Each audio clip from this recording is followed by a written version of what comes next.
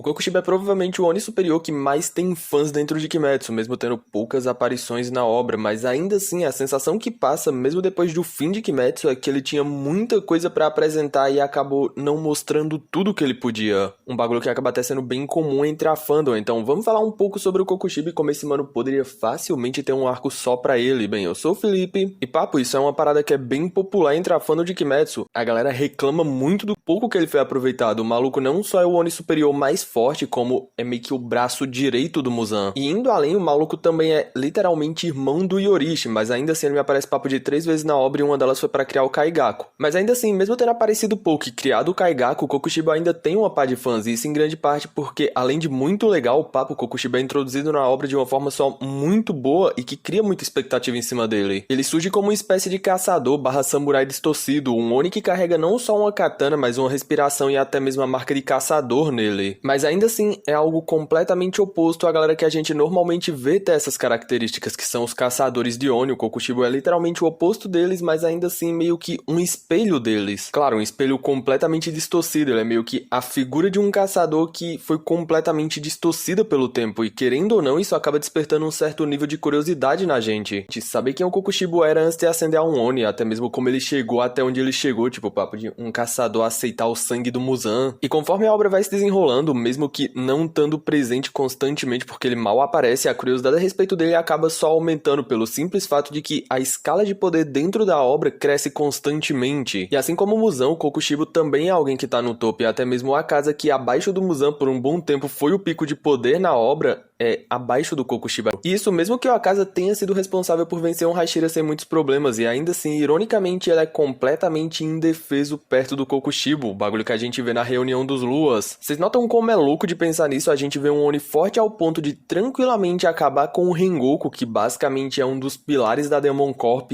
não só no título, mas também no geral. Não ser nada demais, nem mesmo capaz de desviar de um ataque de outro Oni que tá 2 casas acima dele, mostrando não só pra gente a diferença grotesca que existe entre cada lua, mas também criando mais expectativa em cima do Kokushiba, isso com a mísera demonstração de poder dele. O que, querendo ou não, acaba fazendo ele a cada vez ficar mais interessante, até mesmo o próprio Muzan acaba ficando menos interessante e chamativo do que o Kokushiba, seja pelo design e até mesmo pela presença dele. E quando a gente finalmente vê esse Lu em ação, valeu cada segundo de espera, porque mesmo a luta dele tendo aquele final meio controverso, né, que foda. A luta dele com os Hashiras dentro do castelo é simplesmente muito boa, mas ainda assim, mesmo tendo um destaque até que bem grande dentro do Castelo Infinito, eu acredito que ele foi o Oni que mais teve destaque abaixo do Muzan, e a sensação que passa é que ele podia ter entregue muito mais do que ele entregou, principalmente levando em conta depois que a gente entende o passado dele com o Yorishi. O Kokushiba viveu pra superar o irmão dele, que literalmente era a coisa mais forte de Kimetsu, indo a ponto de não só abrir mão de tudo que ele tinha, papo de até a família dele, até mesmo ascendendo a um Oni, mas ainda assim ele nunca conseguiu superar o Yorishi, mesmo depois de 80 anos tentando. Tipo, ele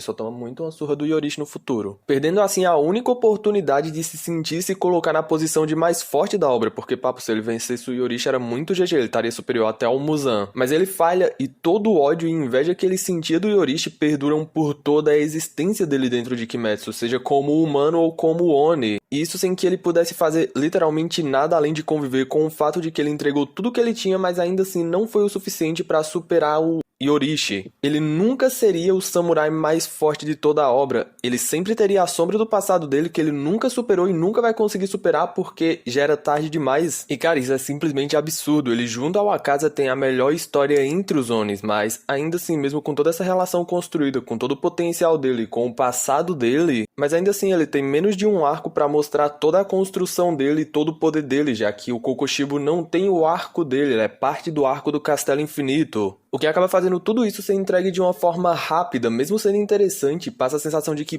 podia ter aprofundado muito mais nele. A gente vê flashes do passado do quando humano e quando Oni, mas entre esses dois flashes a gente tem um período de tempo simplesmente absurdo, ele é tipo muito velho. Então ali facilmente teria brecha pra encaixar muito mais coisa. E indo além, não ver ele em nenhum momento enfrentar o Tanjiro foi bem meia boca, porque, papo, colocar ele de frente ao Tanjiro, que mesmo indiretamente tá carregando o legado da pessoa que ele mais odiou na vida, iria ser simplesmente absurdo. Imagina ver a reação dele, assim como o Muzan, quando visse os brincos do Yorishi e até mesmo o usuário da respiração que ele mais detestou na vida dele, porque era literalmente a respiração que ele nunca conseguiu usar e da pessoa que literalmente ele nunca superou. Isso poderia facilmente abrir margem pra fazer o que eu falei, explorar mais do passado dele. Irmão, ele é muito velho. Dava pra facilmente adicionar muita coisa na história dele. Porque, papo, eu acho que não só pra mim, mas pra uma galera gigante que lê a obra, facilmente dedicar um arco inteiro pro Kokushibo ia ser simplesmente absurdo. Ou até mesmo dedicar um mangá à parte pra contar lacunas do passado do Kokushibo, tipo um mini spin-off de Kimetsu no Yaiba mostrando isso, eu acho que ia sair muito se isso rolasse. Imagina ver a evolução dele, a interação dele com outros Lois superiores e até mesmo como ele chegou no posto de primeira lua. E indo além, podiam até mesmo usar